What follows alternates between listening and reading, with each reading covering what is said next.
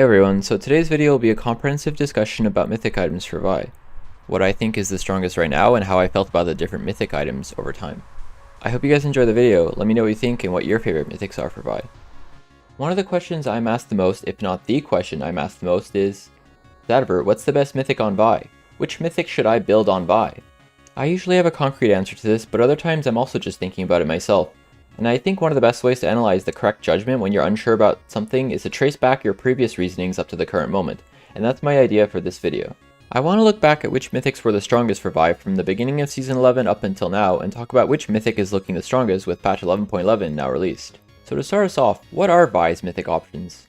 I think Vi can be successfully played at various ratios of damage to resistance, which I would call Assassin, Fighter, Bruiser, and Tank.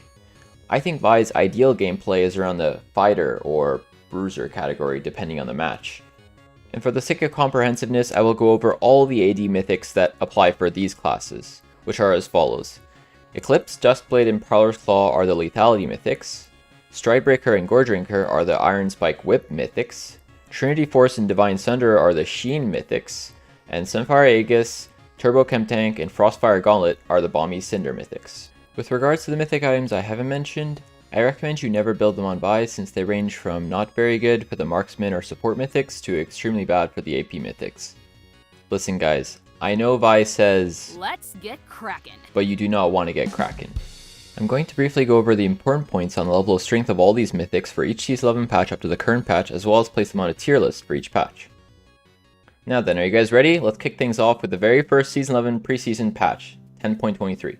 10.23 was a huge patch and things started off really crazy. It had a lot of mid-patch updates pretty quickly, but for the sake of this video, I'm going to discuss 10.23 as it was prior to the release of these mid-patch updates. So right off the bat, the real strongest mythic for Vi on patch 10.23, if you ask me, was Divine Sunderer.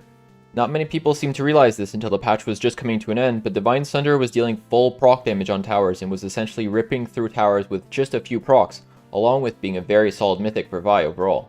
Eclipse stuck out to me almost right away as seeming probably quite overpowered, with 2 hits on champions proccing for 8% max HP damage, giving 30% movement speed and granting 150 plus 40% bonus AD shield on only a 6-second cooldown, which could easily be repeatedly applied in any kind of fight that didn't end instantly. It's no surprise it was almost instantly hotfix nerfed and received additional nerfs in some of the next patches.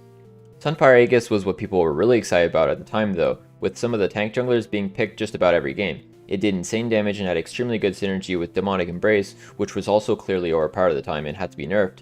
Although, since this item is mainly optimal for a tank build, and I think Vi isn't very ideal as a tank, I think despite how strong it wasn't the best mythic for Vi. These were the main outliers for 10.23. Aside from that, Goredrinker, Trinity Force, and Stridebreaker were all still quite strong. Duskblade was a little underwhelming. Chemtank and Frostfire, despite being nerfed alongside Sunfire, I felt were pretty suboptimal for Vi, which puts Prowler's Claw in last place.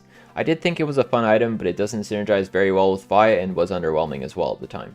Now we're headed into patch 10.24, which I'm also counting the mid-patch updates of 10.23 as being a part of, which had a lot of changes for a lot of these items, so we'll definitely see the tier list being shuffled around. Despite the fix on Divine Sunderer's procs on towers putting a lot more in line with the other mythics, the steep nerfs on Eclipse kept it, in my mind, at the number 1 spot, but with a tighter competition. My second place mythic for 10.24 is actually Goredrinker. Even though I didn't use it much at the time, Goredrinker was extremely powerful at this time, even extremely broken on certain champions like Olaf or Aatrox. My third place mythic is actually Trinity Force. Even though I haven't liked it too much overall for Vi in Season 11, it wasn't really too bad at this time. My fourth place choice for 10.24 is actually Stridebreaker, which might come as a surprise as well, since the active isn't especially useful for Vi, but it was definitely overtuned as a stat ball at the time and was nerfed in that regard not much later. And here's where I put Eclipse after the extensive nerfs it got in the 10.23 hotfix and the 10.24 patch. Still solid, but not impressive by any means. After that we have Duskblade, which didn't get stronger since last time, but since some other things got weaker it wasn't too bad. Followed by Prowler's Claw, which got a small buff, and the 3 tank mythics, which were all nerfed and not so impressive around this time, at least not for Vi. Now here we are at patch 10.25, which didn't really change any of these mythics other than the tank mythics being nerfed yet again. For that reason I will bring up Duskblade slightly since there began to be slightly less tanks in matches, but since the other items were still powerful and there was a lot of sustain in the game, I wouldn't want to overrate it. This finally brings us to our first Season 11 patch, 11.1, which had a decent amount of changes. We saw Duskblade and Prowler's Claw get their burst reduced slightly, while Duskblade got a bit of AD and Prowler's Claw got a bit of ability haste. Goredrinker got a well-deserved but not very large nerf, and Strybreaker got a very slight nerf. Lastly, Trinity infamously lost 10 AD and got 10 ability haste in return, which most people really didn't like. Overall, 11.1 didn't actually change too much in my opinion. Divine was still strong, Goredrinker and Strybreaker were both definitely still strong, Eclipse now seemed maybe slightly stronger than Trinity Force, and although my estimation of Duskblade and Prowler's Claw might have been lowered slightly, the tank mythics still kinda sucked. Moving on to 11.2, nothing was really changed other than the tank mythics. However, Chemtank did get considerably stronger by dropping some of its stats but becoming considerably cheaper while losing none of its playmaking potential. Frostfire got a similar change but was and is a much weaker item in contrast, with seemingly the only character making use of it being Senna support. So this is where I put the mythics for 11.2. Chemtank was definitely making a big impact on some champions like Rammus, Garner, and Udyr, but although it was fairly good, it wasn't the most synergistic with Vi, Goredrinker hadn't yet been nerfed, and Jungle Income was still healthy enough to accommodate for items that made more logical sense. Now we're at patch 11.3. On this patch, we got proper Goredrinker nerfs, another small nerf to Eclipse, and a nerf to Iron Spike Whip as well. Survivability and sustain items were generally nerfed this patch, which improved the damage-focused mythics slightly, and these changes also brought some well-deserved attention to Strybreaker, which was fairly strong despite having previously been overshadowed by Goredrinker. Here's where I put the mythics for 11.3.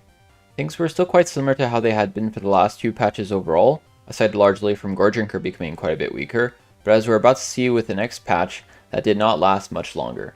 Now we're finally at patch 11.4, possibly your least favorite patch of all time if you're a jungle main. Jungle experience and gold was slashed significantly in this patch, which has a kind of compounding effect because if jungle camps become less valuable, less time is spent at the jungle camps, which overnight made jungle go from a high income to a low income role. This definitely had a big impact on mythic item selections as well as champion pools in the jungle. This is where I'm putting mythics for 11.4. Strybreaker was still a fairly efficient stat ball for what it was, and Divine, despite being tough to afford, was still solid. I rated Duskblade a bit more highly because of its very affordable and simple build path in a low income situation, but honestly speaking, this tier list might as well have nothing on it other than Chemtank, because that's how dominant it was in this low income jungle, for Vi and basically any other character where it made even a bit of sense to buy. Almost nothing changed for 11.5. Strybreaker got a small nerf which left it probably still needing a bit more of a nerf for top lane, but Chemtank in the low income meta was still completely untouched.